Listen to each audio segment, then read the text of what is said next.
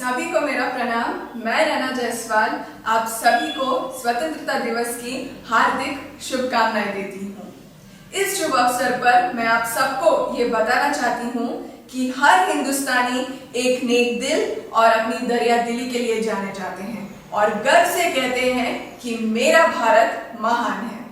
हम हिंदुस्तानी ये मानते हैं कि दिल हमारे एक है, एक ही है हमारी जान।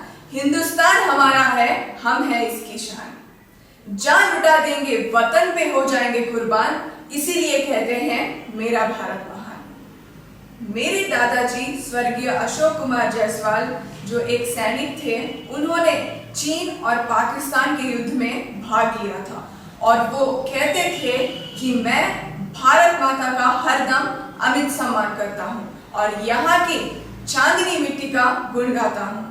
मुझे चिंता नहीं है स्वर्ग जाकर मोक्ष पाने की, बस तिरंगा हो कफन मेरा, यही अरमान रखता हूँ। तो ऐसे उच्च विचारधारा रखने वाले मेरे दादाजी के संस्कार मेरे प्रेरणा स्रोत हैं और इसी प्रेरणा से मैंने सरजमीन पाकिस्तान में हमारा तिरंगा लहराया और साउथ एशियन चैंपियन बनी।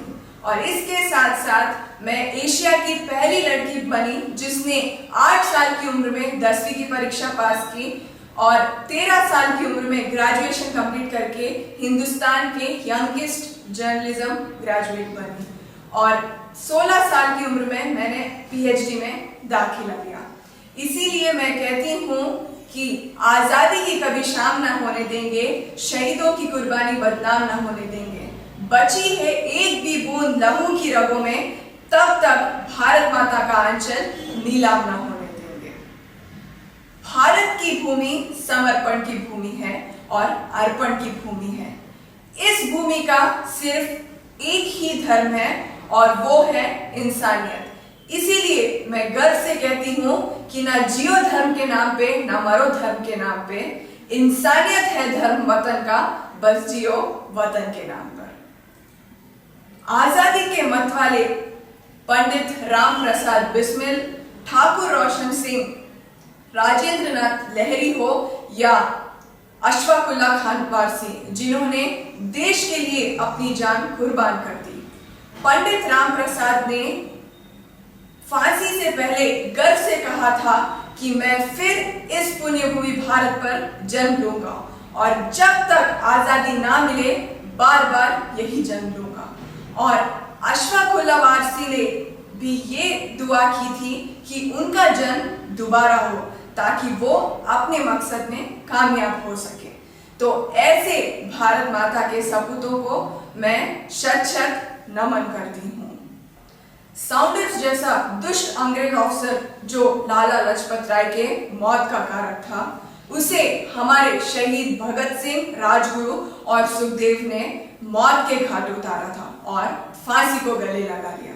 परंतु चंद्रशेखर आजाद ने ये संकल्प लिया था कि ना ही वो इन अंग्रेजों के हाथ पकड़े जाएंगे और ना ही मारे जाएंगे, क्योंकि उन्होंने अपना नाम सार्थक बना रखा था और वो आजाद ही जिए और आजाद ही मरे। तो ऐसे शूरवीर के बलिदानों का स्वरूप है ये भारत देश और इस पुण्य भूमि में मेरा जन्म होना मेरा पुनर्जन्म सुकृत है।